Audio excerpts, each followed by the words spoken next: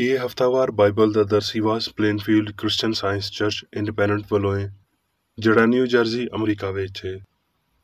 ਹੋਰ ਮਾਲੂਮਾਤ ਲਈ ਤੁਸੀਂ ਸਾਡੀ ਵੈਬਸਾਈਟ ਵੇਖੋ www.plainfieldcs.com। ਇਹ ਸਬਕ 21 ਅਗਸਤ 2022 ਐਤਵਾਰ ਦੇ ਦਿਨ ਹਫ਼ਤੇ ਦੇ ਅਖੀਰ ਉੱਤੇ ਤੁਹਾਡੇ ਪੜ੍ਹਨ ਲਈ ਤਿਆਰ ਕੀਤਾ ਗਿਆ ਹੈ। ਮਜ਼ਮੂਨ ਸਿਆਨ ਸੁਨਹਿਰੀ ਮਤਨ ਖਰੂਜ। ਮੇਰੇ ਸਾਹਮਣੇ ਤੂੰ ਹੋਰ ਮਾਬੂਦਾਂ ਨੂੰ ਨਾ ਮੰਨੀ। ਜਵਾਬੀ ਪੜ੍ਹਾਈ ਮੱਤੀ। ਤੇ ਯਿਸੂ ਸਾਰੇ ਗਲੀਲ ਵਿੱਚ ਫਿਰਦਾ ਰਿਹਾ ਤੇ ਉਹਨਾਂ ਦੇ ਇਬਾਦਤਖਾਨਿਆਂ ਵਿੱਚ ਤਾਲੀਮ ਦਿੰਦਾ ਤੇ ਬਾਦਸ਼ਾਹੀ ਦੀ ਖੁਸ਼ਖਬਰੀ ਦੀ ਮੁਨਾਦੀ ਕਰਦਾ ਤੇ ਲੋਕਾਂ ਦੀ ਹਰ ਤਰ੍ਹਾਂ ਦੀ ਬਿਮਾਰੀ ਤੇ ਨਿਤ ਕਮਜ਼ੋਰੀ ਨੂੰ ਦੂਰ ਕਰਦਾ ਰਿਹਾ। ਤੇ ਉਹਦੀ ਸ਼ੋਹਰਤ ਸਾਰੇ ਸੂਰੀਆ ਵਿੱਚ ਫੈਲ ਗਈ ਤੇ ਲੋਕ ਸਾਰੇ ਬਿਮਾਰਾਂ ਨੂੰ, ਜਿਹੜੇ ਵੱਖਰੀਆਂ ਬਿਮਾਰੀਆਂ ਵਿੱਚ ਗ੍ਰਿਫਤਾਰ ਸੀ, ਤੇ ਉਹਨਾਂ ਨੂੰ ਜਿਨ੍ਹਾਂ ਵਿੱਚ ਬਦਰੂਆਂ ਸੀ ਤੇ ਮਿਰਗੀ ਵਾਲਿਆਂ ਤੇ ਮਫਲੂਜਾਂ ਨੂੰ ਉਹਦੇ ਕੋਲ ਲਿਆਏ ਤੇ ਉਹਨੇ ਉਹਨਾਂ ਨੂੰ ਚੰਗਾ ਕੀਤਾ। ਤੇ ਜਦੋਂ ਉਹ ਜੱਥੇ ਦੇ ਕੋਲ ਅਪੜੇ ਤੇ ਇੱਕ ਬੰਦਾ ਉਹਦੇ ਕੋਲ ਆਇਆ ਤੇ ਉਹਦੇ ਅੱਗੇ ਗੋਡੇ ਟੇਕ ਕੇ ਆਖਣ ਲੱਗਿਆ, ਐ ਖੁਦਾਵੰਦ ਮੇਰੇ ਪੁੱਤਰ ਉੱਤੇ ਰਹਿਮ ਕਰ, ਕਿਉਂ ਜੇ ਉਹਨੂੰ ਮਿਰਗੀ ਆਉਂਦੀ ਏ ਤੇ ਉਹ ਬਹੁਤ ਦੁੱਖ ਸਹਿੰਦਾ ਏ, ਇਸ ਲਈ ਵੀ ਕਈ ਵਾਰੀ ਅੱਗ ਤੇ ਗਰਮੀ ਵਿੱਚ ਡਿੱਗ ਜਾਂਦਾ ਏ। ਤੇ ਮੈਂ ਉਹਨੂੰ ਤੇਰੇ ਚੇਲਿਆਂ ਦੇ ਕੋਲ ਲਿਆਇਆ ਸੀ, ਪਰ ਉਹ ਉਹਨੂੰ ਠੀਕ ਨਾ ਕਰ ਸਕੇ। ਯਿਸੂ ਨੇ ਜਵਾਬ ਵਿੱਚ ਆਖਿਆ, ਹੈ ਬੇਇਤਕਾਦ ਤੇ ਕਾਜਰੋ ਨਸਲ, ਮੈਂ ਕਦੋਂ ਤੀਕਰ ਤੁਹਾਡੇ ਨਾਲ ਰਵਾਂਗਾ, ਕਦੋਂ ਤੀਕਰ ਤੁਹਾਡੀ ਬਰਦਾਸ਼ਤ ਕਰਾਂਗਾ, ਉਹਨੂੰ ਇੱਥੇ ਮੇਰੇ ਕੋਲ ਲਿਆਓ। ਯਿਸੂ ਨੇ ਉਹਨੂੰ ਝਿੜਕਿਆ ਤੇ ਬਦਰੂ ਉਹਦੇ ਵਿੱਚੋਂ ਨਿਕਲ ਗਈ ਤੇ ਉਹ ਮੁੰਡਾ ਉਸੇ ਵੇਲੇ ਚੰਗਾ ਹੋ ਗਿਆ। ਦਰਸੀਵਾਜ਼ ਬਾਈਬਲ ਵਿੱਚੋਂ ਵਾਜ਼। ਮੈਂ ਆਪਣੇ ਦਿਲ ਨੂੰ ਮਤਵੱਜਾ ਕੀਤਾ ਭਈ ਜਾਣਾ ਤੇ ਪਤਾ ਕਰਾਂ ਤੇ ਸਿਆਣ ਤੇ ਹਿਕਮਤ ਨੂੰ ਲੱਭਾਂ ਤੇ ਸਮਝਾਂ ਭਈ ਬਦੀ ਹਮਾਕਤ ਏ ਤੇ ਹਮਾਕਤ ਦੀਵਾਨਗੀ। ਲਓ, ਮੈਂ ਬਸ ਇੰਨਾ ਹੀ ਜਾਣਿਆ ਭਈ ਰੱਬ ਨੇ ਇਨਸਾਨ ਨੂੰ ਨੇਕ ਬਣਾਇਆ। ਜ਼ਬੂਰ। ਐ ਖੁਦਾਵੰਦ, ਤੂੰ ਮੈਨੂੰ ਜਾਂਚ ਤੇ ਮੇਰੇ ਦਿਲ ਨੂੰ ਪਛਾਣ, ਮੈਨੂੰ ਅਜ਼ਮਾ ਤੇ ਮੇਰੇ ਖਿਆਲਾਂ ਨੂੰ ਜਾਣ ਲੈ ਤੇ ਵੇਖ ਭਈ ਮੇਰੇ ਵਿੱਚ ਕੋਈ ਬੁਰੀ ਰਵਸ਼ ਤੇ ਨਹੀਂ ਤੇ ਮੈਨੂੰ ਹਮੇਸ਼ਾ ਦੀ ਰਾਹ ਵਿੱਚ ਲੈ ਟੁਰ। ਦਾਨੀਏਲ। ਇਹ ਸਭ ਕੁਝ ਨਬੂਕਦਨਜ਼ਰ ਬਾਦਸ਼ਾਹ ਨਾਲ ਹੋਇਆ। 1 ਸਾਲ ਬਾਅਦ ਉਹ ਬਾਬਲ ਦੇ ਸ਼ਾਹੀ ਮਹਿਲ ਵਿੱਚ ਟਹਿਲ ਰਿਹਾ ਸੀ। ਬਾਦਸ਼ਾਹ ਨੇ ਆਖਿਆ ਭਈ ਇਹ ਬਾਬਲ ਆਜ਼ਮ ਨਹੀਂ, ਜਿਹਨੂੰ ਮੈਂ ਆਪਣੀ ਤਾਕਤ ਦੀ ਕੁਦਰਤ ਨਾਲ ਬਣਾਇਆ ਏ, ਭਈ ਦਾਰੁਲ ਸਲਤਨਤ ਤੇ ਮੇਰੇ ਜਾਹੋ ਜਲਾਲ ਦਾ ਨਮੂਨਾ ਹੋਵੇ। ਬਾਦਸ਼ਾਹ ਇਹ ਆਖ ਹੀ ਰਿਹਾ ਸੀ ਭਈ ਅਸਮਾਨ ਤੋਂ ਆਵਾਜ਼ ਆਈ, ਐ ਨਬੂਕਦਨਜ਼ਰ ਬਾਦਸ਼ਾਹ, ਤੇਰੇ ਬਾਰੇ ਵਿੱਚ ਇਹ ਫਤਵਾ ਏ ਭਈ ਸਲਤਨਤ ਤੈਥੋਂ ਜਾਂਦੀ ਰਹੀ। ਤਦ ਤੈਨੂੰ ਪਤਾ ਚੱਲੇਗਾ ਭਈ ਹੱਕ ਤਾਲਾ ਬੰਦਿਆਂ ਦੀ ਮੁਮਲਕਤ ਵਿੱਚ ਹੁਕਮਰਾਨੀ ਕਰਦਾ ਏ। ਉਸੇ ਵੇਲੇ ਨਬੂਕਦਨਜ਼ਰ ਬਾਦਸ਼ਾਹ ਉੱਤੇ ਇਹ ਗੱਲ ਪੂਰੀ ਹੋਈ ਤੇ ਉਹ ਬੰਦਿਆਂ ਵਿੱਚੋਂ ਕੱਢ ਦਿੱਤਾ ਗਿਆ ਤੇ ਉਹ ਮੱਝਾਂ ਵਾਂਗਰ ਘਾਹ ਖਾਂਦਾ ਰਿਹਾ ਤੇ ਉਹਦਾ ਬਦਨ ਅਸਮਾਨ ਦੀ ਤਰੇਲ ਨਾਲ ਤਰ ਹੋਇਆ, ਇੱਥੇ ਤੀਕਰ ਭਈ ਉਹਦੇ ਵਾਲ ਅਕਾਬ ਦੇ ਪਰਾਂ ਵਾਂਗਰ ਤੇ ਉਹਦੇ ਨਹੁੰ ਪਰਿੰਦਿਆਂ ਦੇ ਚੁੰਗਲ ਵਾਂਗਰ ਵੱਧ ਗਏ। ਤੇ ਇਹਨਾਂ ਦਿਹਾੜਿਆਂ ਦੇ ਲੰਘਣ ਤੋਂ ਬਾਅਦ ਮੈਂ ਨਬੂਕਦਨਜ਼ਰ ਨੇ ਅਸਮਾਨ ਵੱਲ ਅੱਖੀਆਂ ਚੁੱਕੀਆਂ ਤੇ ਮੇਰੀ ਸਿਆਣ ਮੇਰੇ ਵਿੱਚ ਫੇਰ ਆਈ ਤੇ ਮੈਂ ਹੱਕ ਤਾਲਾ ਦਾ ਸ਼ੁਕਰ ਕੀਤਾ ਤੇ ਉਸ ਹੀਉਲ ਕਯੂਮ ਦੀ ਵਡਿਆਈ ਕੀਤੀ, ਜਿਹਦੀ ਸਲਤਨਤ ਹਮੇਸ਼ਾ ਦੀ ਤੇ ਜਿਹਦੀ ਮੁਮਲਕਤ ਪੀੜ੍ਹੀ ਤੋਂ ਪੀੜ੍ਹੀ ਤੀਕਰ ਏ। ਉਸੇ ਵੇਲੇ ਮੇਰੀ ਸਿਆਣ ਮੇਰੇ ਵਿੱਚ ਆਈ ਤੇ ਮੇਰੀ ਸਲਤਨਤ ਦੀ ਸ਼ੌਕਤ ਲਈ ਮੇਰਾ ਰੂਪ ਤੇ ਦਬਦਬਾ ਫੇਰ ਬਹਾਲ ਹੋ ਗਿਆ ਤੇ ਮੇਰੇ ਮੁਸ਼ੀਰਾਂ ਤੇ ਅਮੀਰਾਂ ਨੇ ਮੈਨੂੰ ਫੇਰ ਲੱਭਿਆ ਤੇ ਮੈਂ ਆਪਣੀ ਮੁਮਲਕਤ ਵਿੱਚ ਕਾਇਮ ਹੋਇਆ ਤੇ ਮੇਰੀ ਅਜ਼ਮਤ ਵਿੱਚ ਵਾਧਾ ਹੋਇਆ। ਹੁਣ ਮੈਂ ਨਬੂਕਦਨਜ਼ਰ ਆਸਮਾਨ ਦੇ ਬਾਦਸ਼ਾਹ ਦੀ ਵਡਿਆਈ ਤੇ ਇੱਜ਼ਤ ਇਹਤਰਾਮ ਕਰਦਾ ਵਾਂ, ਕਿਉਂ ਜੇ ਉਹ ਆਪਣੇ ਕੰਮਾਂ ਵਿੱਚ ਨੇਕ ਏ। ਯਰਮੀਆ। ਕਿਉਂ ਜੇ ਮੈਂ ਤੁਹਾਡੇ ਹੱਕ ਵਿੱਚ ਆਪਣੇ ਖਿਆਲਾਂ ਨੂੰ ਜਾਣਦਾ ਵਾਂ, ਖੁਦਾਵੰਦ ਆਖਦਾ ਏ, ਯਾਨੀ ਸਲਾਮਤੀ ਦੇ ਖਿਆਲ, ਬਰਿਆਈ ਦੇ ਨਹੀਂ, ਤਾਂ ਜੋ ਮੈਂ ਤੁਹਾਨੂੰ ਨੇਕ ਅੰਜਾਮ ਦੀ ਆਸ ਬਖਸ਼ਾਂ। ਫਿਰ ਤੁਸੀਂ ਮੇਰਾ ਨਾਂ ਲਵੋਗੇ ਤੇ ਮੈਥੋਂ ਦੁਆ ਕਰੋਗੇ ਤੇ ਮੈਂ ਤੁਹਾਡੀ ਸੁਣਾਂਗਾ ਤੇ ਤੁਸੀਂ ਮੈਨੂੰ ਲੱਭੋਗੇ ਤੇ ਪਾਓਗੇ, ਜਦੋਂ ਪੂਰੇ ਦਿਲ ਨਾਲ ਮੇਰੇ ਤਾਲਬ ਹੋਵੋਗੇ ਤੇ ਮੈਂ ਮਿਲ ਜਾਵਾਂਗਾ, ਖੁਦਾਵੰਦ ਆਖਦਾ ਏ, ਤੇ ਮੈਂ ਤੁਹਾਡੀ ਕਾਇਦ ਨੂੰ ਮੌਕੂਫ ਕਰਾਵਾਂਗਾ। ਯਸਾਇਆ। ਜਿਹਦਾ ਦਿਲ ਕਾਇਮ ਏ, ਤੂੰ ਉਹਨੂੰ ਸਲਾਮਤ ਰੱਖੇਂਗਾ। ਹੈ ਖੁਦਾਵੰਦ ਸਾਡੇ ਰੱਬ, ਤੇਰੇ ਸਿਵਾ ਦੂਜੇ ਹਾਕਮਾਂ ਨੇ ਸਾਡੇ ਉੱਤੇ ਹੁਕੂਮਤ ਕੀਤੀ ਏ, ਪਰ ਤੇਰੀ ਮਦਦ ਨਾਲ ਅਸੀਂ ਬਸ ਤੇਰਾ ਹੀ ਨਾਂ ਲਵਾਂਗੇ, ਕਿਉਂ ਜੇ ਤੂੰ ਉਹਨਾਂ ਉੱਤੇ ਨਜ਼ਰ ਕੀਤੀ ਤੇ ਉਹਨਾਂ ਨੂੰ ਨੇਸਤ ਕੀਤਾ ਤੇ ਉਹਨਾਂ ਦੀ ਯਾਦ ਨੂੰ ਮਿਟਾ ਦਿੱਤਾ ਹੈ। ਲੂਕਾ। ਫਿਰ ਯਿਸੂ ਰੂਹ ਦੀ ਕੂਵਤ ਨਾਲ ਭਰਿਆ ਹੋਇਆ ਗਲੀਲ ਵਿੱਚ ਪਰਤ ਕੇ ਆਇਆ। ਲੂਕਾ। ਥੋੜੇ ਚਿਰ ਤੋਂ ਬਾਅਦ ਇੰਜ ਹੋਇਆ ਵੀ ਉਹ ਮੁਨਾਦੀ ਕਰਦਾ ਤੇ ਰੱਬ ਦੀ ਖੁਸ਼ਖਬਰੀ ਸੁਣਾਉਂਦਾ ਹੋਇਆ ਸ਼ਹਿਰ ਸ਼ਹਿਰ ਤੇ ਪਿੰਡ ਪਿੰਡ ਫਿਰਨ ਲੱਗਿਆ ਤੇ ਉਹ 12 ਉਹਦੇ ਨਾਲ ਸੀ। ਫਿਰ ਉਹ ਸੀਨੀਆਂ ਦੇ ਇਲਾਕੇ ਵਿੱਚ ਜਾ ਪੜੇ। ਜਦੋਂ ਉਹ ਕਿਨਾਰੇ ਉੱਤੇ ਲੱਥਿਆ ਤੇ ਉਸ ਸ਼ਹਿਰ ਦਾ ਇੱਕ ਮਰਦ ਉਹਨੂੰ ਮਿਲਿਆ ਜਿਹਦੇ ਵਿੱਚ ਬਦਰੂਆਂ ਸੀ ਤੇ ਉਹਨੇ ਬੜੇ ਚਿਰ ਤੋਂ ਕੱਪੜੇ ਨਹੀਂ ਪਾਏ ਸੀ ਤੇ ਉਹ ਘਰ ਵਿੱਚ ਨਹੀਂ ਬਲਕਿ ਕਬਰਾਂ ਵਿੱਚ ਰਹਿੰਦਾ ਸੀ। ਉਹ ਯਿਸੂ ਨੂੰ ਵੇਖ ਕੇ ਚਿল্ਲਾਇਆ ਤੇ ਉਹਦੇ ਅੱਗੇ ਡਿੱਗ ਕੇ ਉੱਚੀ ਆਵਾਜ਼ ਵਿੱਚ ਆਖਣ ਲੱਗਿਆ, ਐ ਯਿਸੂ, ਖੁਦਾ ਤਾਲਾ ਦੇ ਪੁੱਤਰ, ਮੈਨੂੰ ਤੇਰੇ ਨਾਲ ਕੀ ਕੰਮ ਏ? ਮੈਂ ਤੇਰੀ ਮਿੰਨਤ ਕਰਦਾ ਵਾਂ ਵੀ ਮੈਨੂੰ ਅਜ਼ਾਬ ਵਿੱਚ ਨਾ ਪਾ। ਕਿਉਂ ਜੇ ਉਹ ਉਸ ਨਾਪਾਕ ਰੂਹ ਨੂੰ ਹੁਕਮ ਦਿੰਦਾ ਸੀ ਵੀ ਇਸ ਬੰਦੇ ਵਿੱਚੋਂ ਨਿਕਲ ਜਾ। ਇਸ ਲਈ ਵੀ ਉਹਨੇ ਉਹਨੂੰ ਅਕਸਰ ਫੜਿਆ ਸੀ ਤੇ ਕਈ ਵਾਰੀ ਲੋਕ ਉਹਨੂੰ ਜ਼ੰਜੀਰਾਂ ਤੇ ਬੇੜੀਆਂ ਨਾਲ ਬੰਨ੍ਹ ਕੇ ਕਾਬੂ ਵਿੱਚ ਰੱਖਦੇ ਸੀ। ਫਿਰ ਵੀ ਉਹ ਜ਼ੰਜੀਰਾਂ ਨੂੰ ਤੋੜ ਦਿੰਦਾ ਸੀ ਤੇ ਬਦਰੂ ਉਹਨੂੰ ਬਿਆਬਾਨਾਂ ਵਿੱਚ ਭਜਾਏ ਫਿਰਦੀ ਸੀ। ਯਿਸੂ ਨੇ ਉਹਨੂੰ ਪੁੱਛਿਆ, ਤੇਰਾ ਕੀ ਨਾਂ ਏ? ਉਹਨੇ ਆਖਿਆ, ਲਸ਼ਕਰ, ਕਿਉਂ ਜੇ ਉਹਦੇ ਵਿੱਚ ਬਹੁਤ ਸਾਰੀਆਂ ਬਦਰੂਆਂ ਸੀ। ਤੇ ਉਹ ਉਹਦੀ ਮਿੰਨਤ ਕਰਨ ਲੱਗੀਆਂ ਵੀ ਸਾਨੂੰ ਡੂੰਘੇ ਖੱਡੇ ਵਿੱਚ ਜਾਣ ਦਾ ਹੁਕਮ ਨਾ ਦੇ। ਉੱਥੇ ਪਹਾੜ ਉੱਤੇ ਸੂਰਾਂ ਦਾ ਇੱਕ ਵੱਡਾ ਗੋਲ ਚੱਲ ਰਿਹਾ ਸੀ। ਉਹਨਾਂ ਨੇ ਉਹਦੀ ਮਿੰਨਤ ਕੀਤੀ ਵੀ ਸਾਨੂੰ ਉਹਦੇ ਅੰਦਰ ਜਾਣ ਦੇ। ਉਹਨੇ ਉਹਨਾਂ ਨੂੰ ਜਾਣ ਦਿੱਤਾ ਤੇ ਬਦਰੂਆਂ ਉਸ ਬੰਦੇ ਵਿੱਚੋਂ ਨਿਕਲ ਕੇ ਸੂਰਾਂ ਦੇ ਅੰਦਰ ਗਈਆਂ ਤੇ ਗੋਲ ਖੜਾੜੇ ਉੱਤੋਂ ਝਪਟ ਕੇ ਝੀਲ ਵਿੱਚ ਜਾ ਪਿਆ ਤੇ ਡੁੱਬ ਮਰਿਆ। ਇਹ ਮਾਜਰਾ ਵੇਖ ਕੇ ਚਰਾਉਣ ਵਾਲੇ ਨੱਸੇ। ਲੋਕੀ ਉਸ ਮਾਜਰੇ ਨੂੰ ਵੇਖਣ ਲਈ ਨਿਕਲੇ ਤੇ ਯਿਸੂ ਦੇ ਕੋਲ ਆ ਕੇ ਉਸ ਬੰਦੇ ਨੂੰ ਜਿਹਦੇ ਵਿੱਚੋਂ ਬਦਰੂਆਂ ਨਿਕਲੀਆਂ ਸੀ ਕੱਪੜੇ ਪਾਏ ਤੇ ਹੋਸ਼ ਵਿੱਚ ਯਿਸੂ ਦੇ ਪੈਰਾਂ ਦੇ ਕੋਲ ਬੈਠਿਆ ਵੇਖਿਆ ਤੇ ਡਰ ਗਏ। ਪਰ ਜਿਸ ਬੰਦੇ ਵਿੱਚੋਂ ਬਦਰੂਆਂ ਨਿਕਲ ਗਈਆਂ ਸੀ ਉਹ ਉਹਦੀ ਮਿੰਨਤ ਕਰਕੇ ਆਖਣ ਲੱਗਿਆ ਵੀ ਮੈਨੂੰ ਆਪਣੇ ਨਾਲ ਰਹਿਣ ਦੇ। ਪਰ ਯਿਸੂ ਨੇ ਉਹਨੂੰ ਰੁਖਸਤ ਕਰਕੇ ਆਖਿਆ, ਆਪਣੇ ਘਰ ਨੂੰ ਪਰਤ ਕੇ ਲੋਕਾਂ ਨੂੰ ਦੱਸ ਵੀ ਰੱਬ ਨੇ ਤੇਰੇ ਲਈ ਕੈਸੇ ਵੱਡੇ ਕੰਮ ਕੀਤੇ। ਅਬਰਾਨੀਓ।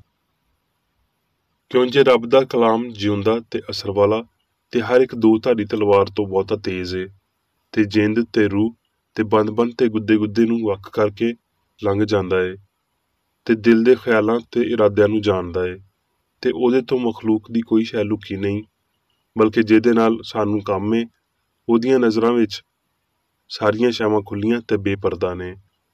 ਇਸ ਲਈ ਆਓ ਅਸੀਂ ਫਜ਼ਲ ਦੇ ਤਖਤ ਦੇ ਕੋਲ ਦਲੇਰੀ ਨਾਲ ਜਾਈਏ ਤਾਂ ਜੋ ਸਾਡੇ ਉੱਤੇ ਰਹਿਮ ਹੋਵੇ, ਤਾਂ ਜੋ ਉਹ ਫਜ਼ਲ ਹਾਸਲ ਕਰੀਏ ਜਿਹੜਾ ਲੋੜ ਦੇ ਵੇਲੇ ਸਾਡੀ ਮਦਦ ਕਰੇ। ਰੋਮੀਓ। ਕਿਉਂ ਜੇ ਜਿੰਨੀਆਂ ਗੱਲਾਂ ਪਹਿਲਾਂ ਲਿਖੀਆਂ ਗਈਆਂ ਉਹ ਸਾਡੀ ਤਾਲੀਮ ਲਈ ਲਿਖੀਆਂ ਗਈਆਂ ਤਾਂ ਜੋ ਤੁਸੀਂ ਇੱਕ ਦਿਲ ਤੇ ਇੱਕ ਜ਼ੁਬਾਨ ਹੋ ਕੇ ਸਾਡੇ ਖੁਦਾਵੰਦ ਯਿਸੂ ਮਸੀਹ ਦੇ ਰੱਬ ਤੇ ਪਿਓ ਦੀ ਵਡਿਆਈ ਕਰੋ। ਹੁਣ ਮੈਂ ਮੇਰੀ ਬੇਕਰ ਏਡੀ ਦੀ ਲਿਖੀ ਹੋਈ ਕ੍ਰਿਸਚਨ ਸਾਇੰਸ ਦੀ ਦਰਸੀ ਕਿਤਾਬ ਸਾਇੰਸ ਤੇ ਸਿਹਤ ਆਇਤਾਂ ਦੀ ਕੁੰਜੀ ਦੇ ਨਾਲ ਵਿੱਚੋਂ ਲਈਆਂ ਹੋਈਆਂ ਲਿਖਾਈਆਂ ਪੜਾਂਗਾ। ਸਾਇੰਸ ਤੇ ਸਿਹਤ। ਇਸ ਸਾਇੰਸ ਦਾ ਪਹਿਲਾ ਮੁਤਾਲਬਾ ਇਹ ਹੈ ਵੀ ਤੂੰ ਮੇਰੇ ਹਜ਼ੂਰ ਗੈਰ ਮਬੂਦਾਂ ਨੂੰ ਨਾ ਮੰਨੀ। ਲਿਹਾਜ਼ਾ ਇਸ ਹੁਕਮ ਦਾ ਮਤਲਬ ਇਹ ਹੈ, ਤੂੰ ਮੇਰੇ ਸਾਹਮਣੇ ਨਾ ਕੋਈ ਜ਼ਹਾਨਤ, ਨਾ ਹਯਾਤੀ, ਨਾ ਮਵਾਦ, ਨਾ ਸੱਚਾਈ, ਨਾ ਮੁਹੱਬਤ ਰੱਖੀ ਸਿਵਾਏ ਉਹਦੇ ਜਿਹੜਾ ਰੂਹਾਨੀ ਏ। ਇਸ ਗੱਲ ਦੀ ਪੂਰੀ ਤਰ੍ਹਾਂ ਸਮਝ ਆ ਜਾਣੀ ਚਾਹੀਦੀ ਏ ਵੀ ਸਾਰੇ ਇਨਸਾਨਾਂ ਦੀ ਸਿਆਣ ਇੱਕ ਏ, ਇੱਕ ਰੱਬ ਤੇ ਪਿਓ, ਇੱਕ ਹਯਾਤੀ, ਸੱਚਾਈ ਤੇ ਪਿਆਰ ਏ। ਦੂਜੇ ਦੇਵਤਾ ਨਾ ਹੋਣਾ, ਦੂਜਿਆਂ ਵੱਲ ਜਾਣ ਦੀ ਬਜਾਏ ਇੱਕ ਕਾਮਲ ਸਿਆਣ ਵੱਲ ਜਾਂਦਿਆਂ ਹੋਏ ਇਨਸਾਨ ਰੱਬ ਵਾਂਗ ਰਪਾਕ ਤੇ ਅਬਦੀ ਹੋ ਜਾਂਦਾ ਏ, ਜਿਹਦੇ ਕੋਲ ਉਹੀ ਸਿਆਣ ਏ ਜਿਹੜੀ ਮਸੀਹ ਵਿੱਚ ਵੀ ਸੀ। ਰੱਬ ਵੱਡਾ ਮੈਂ ਆ, ਸਭ ਕੁਝ ਜਾਣਨ ਵਾਲਾ, ਸਭ ਕੁਝ ਵੇਖਣ ਵਾਲਾ, ਸਾਰੇ ਕੰਮ ਕਰਨ ਵਾਲਾ, ਸਾਰੀ ਅਕਲ, ਸਾਰਾ ਪਿਆਰ ਤੇ ਅਬਦੀ, ਅਸੂਲ, ਜਾਨ, ਰੂਹ, ਹਯਾਤੀ, ਸੱਚਾਈ, ਪਿਆਰ, ਸਾਰਾ ਮਵਾਦ, ਜ਼ਹਾਨਤ। ਦੇਵਤਾ। ਇਹ ਅਕੀਦਾ ਪਿਲਾ ਮਹਿਦੂਦ ਸਿਆਣ ਮਹਿਦੂਦ ਸ਼ਕਲਾਂ ਵਿੱਚ ਹੁੰਦੀ ਏ। ਕਈ ਨਜ਼ਰੀਏ ਜਿਹੜੇ ਸਿਆਣ ਨੂੰ ਮਾਦੀ ਫਹਿਮ, ਦਿਮਾਗ, ਅਸਾਬ, ਮਾਦੇ, ਫਰਜ਼ੀ ਖਿਆਲਾਂ ਜਾਂ ਰੂਹਾਂ ਵਿੱਚ ਮੌਜੂਦ ਮੰਨਦੇ ਨੇ। ਮਾਦੇ ਵਿੱਚ ਦਾਖਲ ਤੇ ਬਾਹਰ, ਗਲਤ ਤੇ ਫਾਨੀ। ਲਾਮਹਿਦੂਦ ਦੇ ਬਾਰੇ ਮਹਿਦੂਦ ਖਿਆਲ ਤੇ ਮਾਦੀ ਬਦਨ ਨੂੰ ਸਿਆਣ ਦੇ ਤੌਰ ਤੇ ਕੁਰਸੀ ਛੱਡ ਕੇ ਜ਼ਹਾਨਤ ਦੇ ਇਲਾਹੀ ਫਹਿਮ ਤੇ ਉਹਦੇ ਇਜ਼ਹਾਰਾਂ ਨੂੰ ਥਾਂ ਦੇਣ ਦਾ ਵੇਲਾ ਆ ਗਿਆ ਹੈ, ਤਾਂ ਜੋ ਇਹਦੀ ਉਹ ਚੰਗੀ ਸਮਝ ਮਿਲੇ ਜਿਹੜੀ ਸਾਇੰਸ ਇਲਾਹੀ ਹਸਤੀ ਜਾਂ ਇਲਾਹੀ ਅਸੂਲ ਜਾਂ ਖਿਆਲ ਨੂੰ ਦਿੰਦੀ ਏ।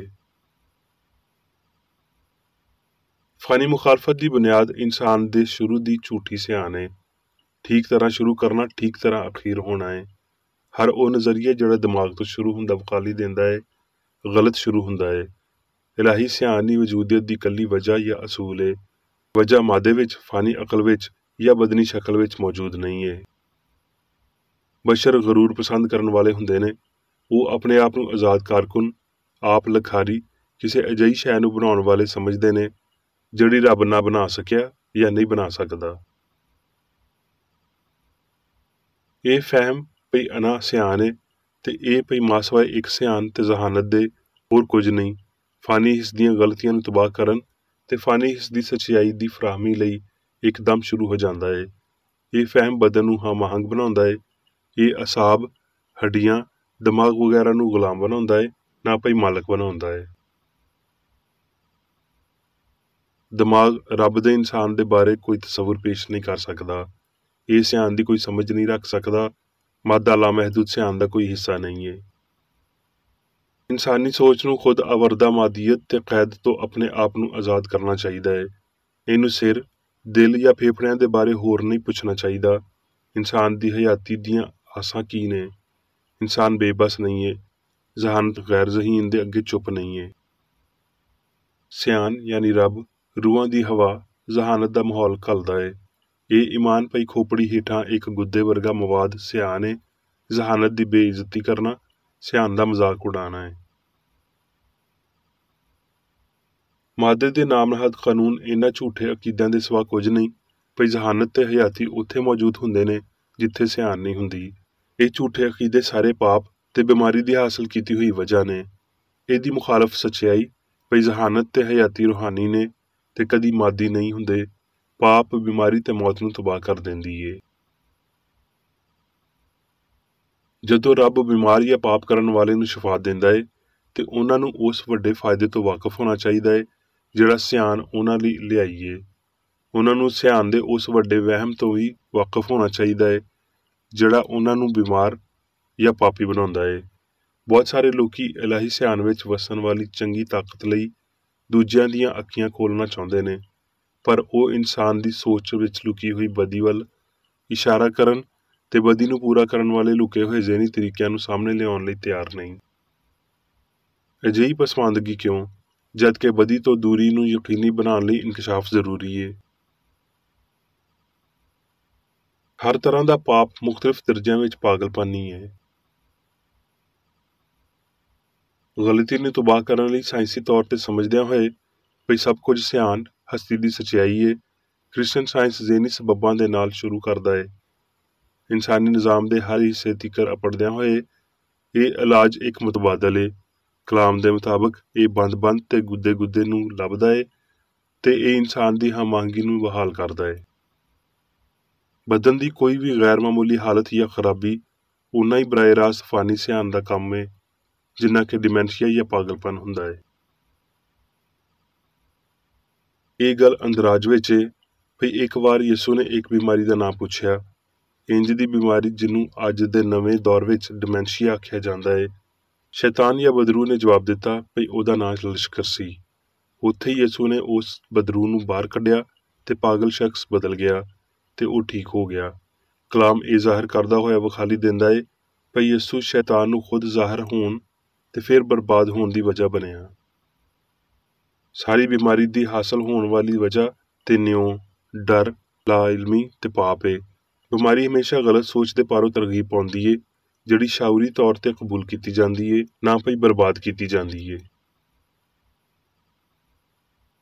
ਯਿਸੂ ਨੇ ਕਦੀ ਕਿਸੇ ਬਿਮਾਰੀ ਦੇ ਮੁਤਲਕ ਬਤੌਰ ਖਤਰਨਾਕ ਜਾਂ ਸ਼ਿਫਾ ਦੇਣ ਵਿੱਚ ਮੁਸ਼ਕਲ ਕਰਾਰ ਨਹੀਂ ਦਿੱਤਾ। ਜਦੋਂ ਉਹਦੇ ਤਾਲਬ ਇਲਮ ਉਹਦੇ ਕੋਲ ਇੱਕ ਮਾਮਲਾ ਲੈ ਕੇ ਆਏ ਜਿਹਨੂੰ ਸ਼ਿਫਾ ਦੇਣ ਵਿੱਚ ਉਹ ਨਾਕਾਮ ਰਹੇ ਸੀ ਤੇ ਉਹਨੇ ਉਹਨਾਂ ਨੂੰ ਆਖਿਆ, ਇਹ ਬੇਇਤਕਾਦ ਪੀੜ੍ਹੀ, ਇਸ ਗੱਲ ਦੀ ਤਕਲੀਦ ਕਰਦਿਆਂ ਹੋਏ ਭਈ ਸ਼ਿਫਾ ਦੇਣ ਦੀ ਮਤਲੂਬਾ ਤਾਕਤ ਸਿਆਣ ਵਿੱਚ ਸੀ। ਪਾਗਲਪਨ ਦਾ ਇਲਾਜ ਖਾਸ ਤੌਰ ਤੇ ਬਹੁਤ ਦਿਲਚਸਪ ਏ।